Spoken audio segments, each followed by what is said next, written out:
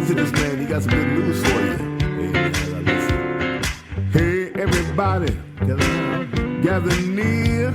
The doctor's in the house, so lend him your ear. The things he can say might even make your day. He might even help your pain go away.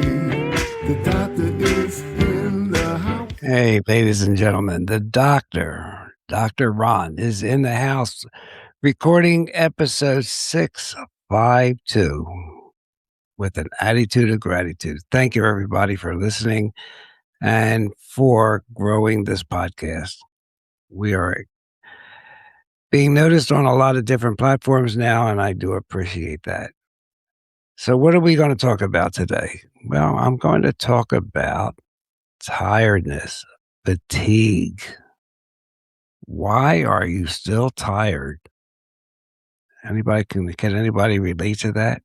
But I want to tell you, let's get this out. Fatigue is not laziness. It's biological. It's a biological breakdown. And I'm going to try and expose some reasons why it is. I want to tell you that fatigue is not random. It's the result of disrupted energy systems, including the mitochondria, hormones like your thyroid, your nervous system, and your environment. So I want you to keep that in mind. And I'll ask you a question. Are you tired all the time? Not just the I need a nap type of tiredness. I'm talking about deep, unshakable fatigue. You wake up exhausted. You push through the day, and by the time the evening comes around, you're done, finished, finito. And then someone tells you, well, you have to get more sleep. Why don't you try coffee? Oh, maybe it's just you have stress. Well, no, that's not the truth. And you know that I don't filter the truth. I amplify it. So let's break it down. Let's go down that path. So fatigue is not a lack of energy, but it is a failure upstream to produce, regulate, and protect that energy. It's a systems problem. Your body is not weak. It is not overwhelmed. If you're constantly tired, something deeper is going on beneath the surface because energy doesn't just happen. It's created, and it's created at the cellular level. So let's go back and talk about mitochondria, the trillions of them. They're in every cell of our body. Inside every cell of our body are tiny structures called mitochondria. They are responsible for your body's energy currency, which is called ATP. If they slow down, you slow down. If they malfunction, you feel it everywhere. You feel it as like brain fog, muscle fatigue, poor stamina, poor recovery. And what damages these mitochondria is chronic inflammation, toxins, the micro and nanoplastics, and I've been one of the first to talk about that. Ultra processed foods, that includes the seed oils, medications, and sitting on our butts, a sedentary lifestyle. So when people say, I don't know why I'm tired, this is where you start looking. You start looking in the mitochondria. And then we'll get into a little bit about, not a little bit, more than a little bit about thyroid. In fact, let's do it now. Here's what most people, and unfortunately a lot of docs miss. The mitochondria, they produce the energy, right? They're the engine. But the thyroid is the gas pedal. It's the throttle. Okay? You have to understand that. You can have healthy mitochondria, but if your thyroid isn't signaling properly, you will feel exhausted. And the problem occurs because a lot of physicians only order a TSH. They think that's the only test you need for your thyroid function. And the normals fall in a wide so-called normal range. Oh, you're fine. It's in the normal range. And if my listeners know, you don't want to be normal. You want to be optimal. You're not fine if you're normal. Because what actually matters is your free T3, your free T4, your reverse T3 and thyroid antibodies. Okay, your free T3 is actually the active hormone. Your T4 is a storage hormone, or some people call it a pro hormone. It's before, it has to be converted into T3. That's what T3 is, what makes you feel good. Reverse T3 is the brake. That's the one that binds up the active hormone, T3. That reverses everything. If you have a high reverse T3, you don't have a thyroid. You're tired. And thyroid antibodies, of course, they destroy your thyroid. So under stress, your body converts thyroid hormone into reverse T3 to slow everything down. So you don't want to be going 100 miles an hour when you have a serious illness or infection going on. It's a survival mechanism. But in today's world, it becomes a trap. It becomes a trap. Let's just talk a little bit about this TSH. It's a thyroid stimulating hormone from the pituitary gland. And this is the one that's just you generally measured by a lot of docs, and then they're told it's normal. But you really need to know the free T3, free T4, and the reverse T3 and the antibodies. So most thyroid hormone is produced as T4, but the body needs T3. And that conversion happens in the liver and the gut, and it has a lot of things that can disrupt it. This reverse T3 dominance, a lot of docs don't talk about it, don't order it, but under stress, your body shunts T4 into reverse T3. It's a protective, slow down mechanism. But if it happens chronically, your metabolism drops, your energy crashes, and you feel lousy.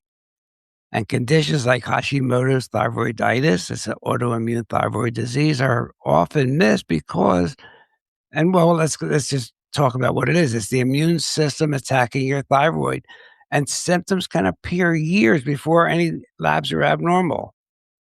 So here, your fatigue occurs on two levels: hormonal and inflammatory. The inflammation is the thyroiditis, the itis, and the hormone because you do not have enough T4, T3 conversion. So a low thyroid function equates to low cellular energy because your thyroid hormones regulate the engine, the mitochondrial activity, the oxygen consumption, and how much heat you produce. So if your thyroid function drops, your ATP production drops, even if some of your tests look quote unquote fine. So fatigue, ladies and gentlemen, is not just a mitochondrial problem. It's mitochondrial under the direction of the thyroid. And it's also controlled by other mechanisms, and we'll talk about that in a second. Okay, I hope you understand that. You have mitochondrial engine, and the thyroid is the gas pedal.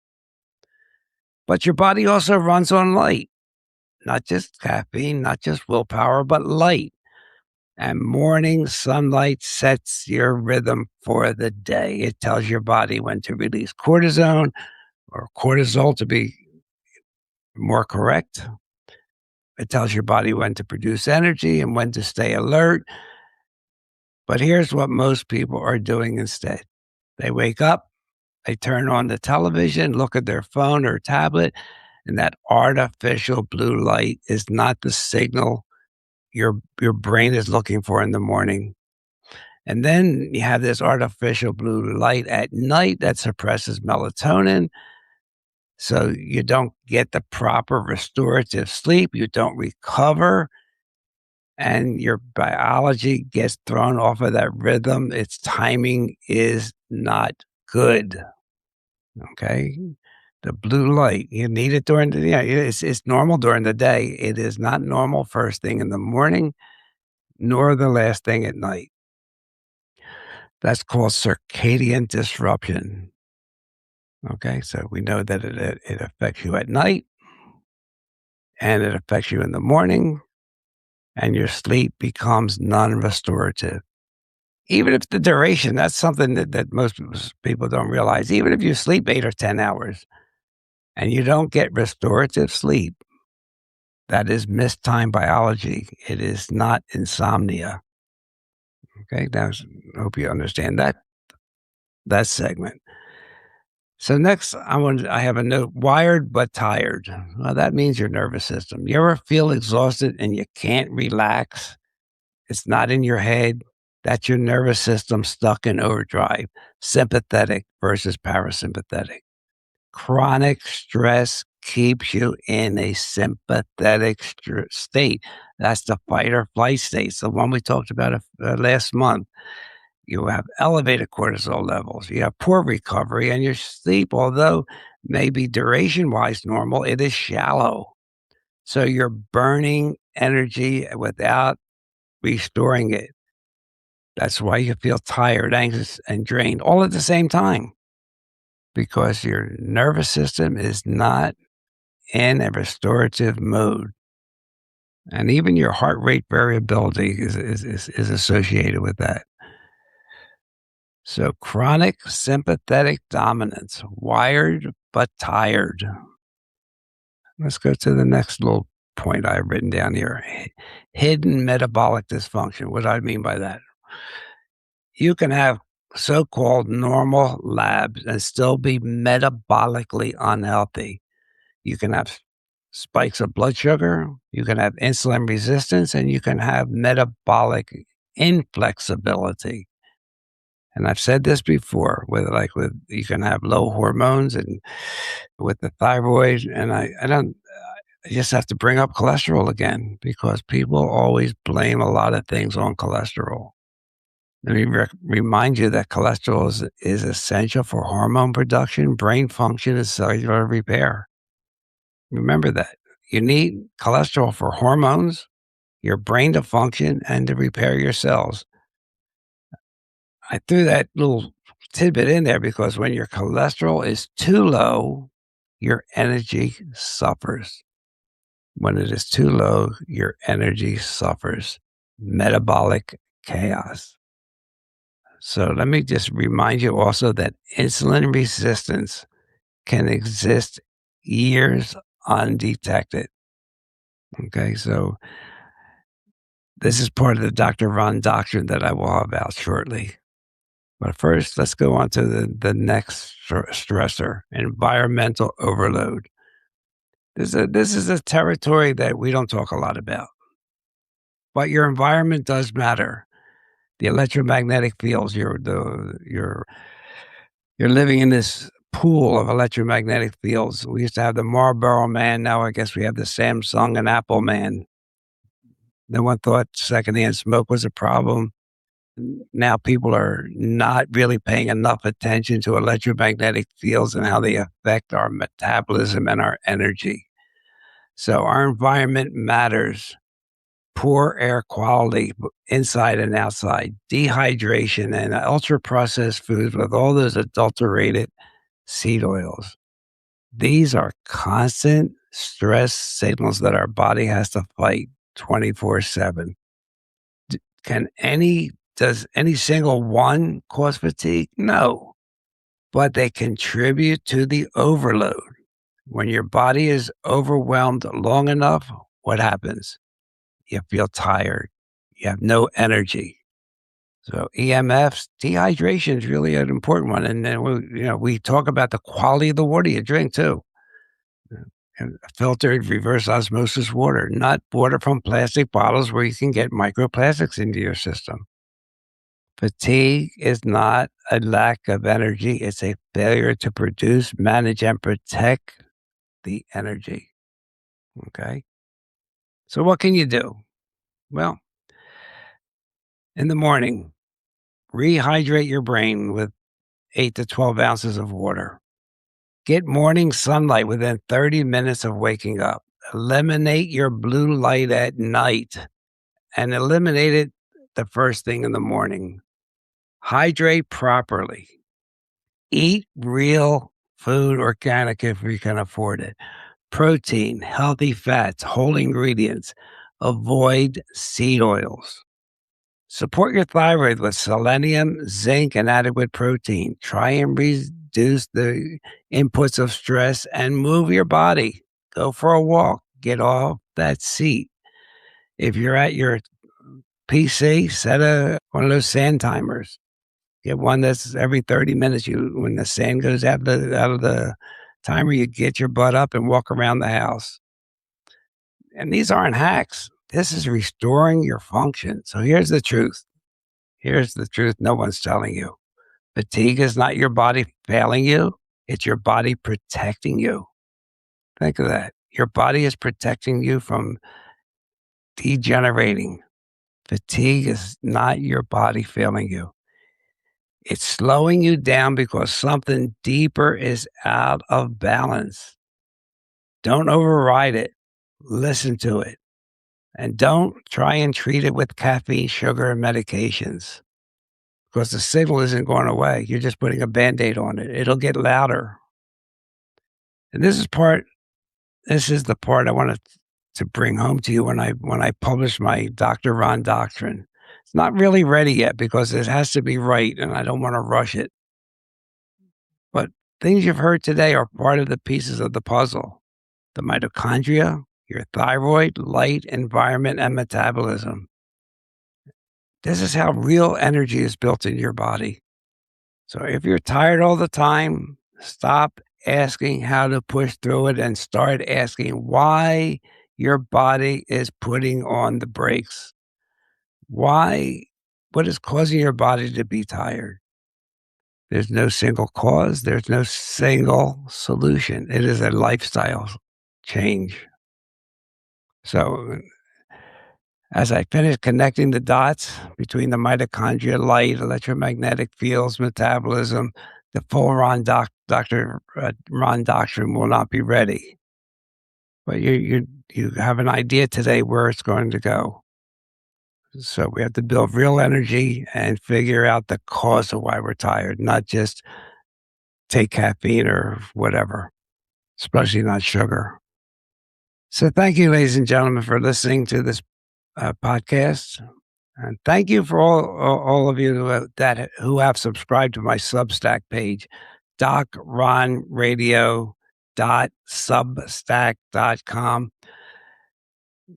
Most of my podcasts will also be published there, as well as some essays. And I'll publish an essay on this before the podcast is published there. So thank you, everybody. Have a great day, and we'll have Freddie take us home. Hey everybody, Dr. Ron's finished for today. I hope you got some good wisdom for what the man had to say. If it's all about good health, he's the man you got to see. He has a lot more answers for you. So tune in next week when the doctor is in the house. Or when the doctor is in the house. Let the doctor know what's bothering you. When the doctor is in the house. The doctor is in the house. The doctor is in the house. Let the doctor know what's bothering you. I'm sure he can tell you just what to do. The doctor is in the house. The doctor is in the house. Let the doctor know what's bothering you. When the doctor is in the house. So if you have a pain